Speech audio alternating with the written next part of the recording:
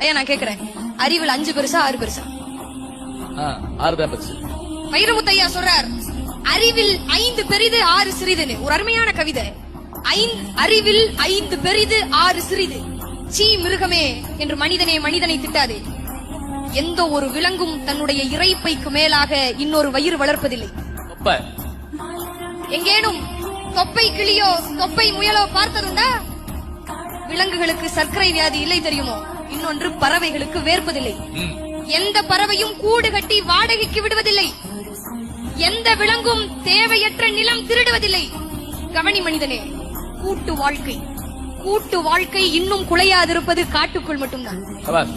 கர்ப்ப வாசனை கண்டால் பறவைகள், அதாவது காளை பசுவை சேர்வதில்லை. எந்த ஒரு விலங்கும் கர்ப்ப வாசனை கண்டா காளை பசுவை சேர்றது கிடையாது. ஒருவனுக்கு ஒருத்தி என்பது உனக்கு வார்த்தை, ஆனால் புறாவுக்கு வாழ்க்கை.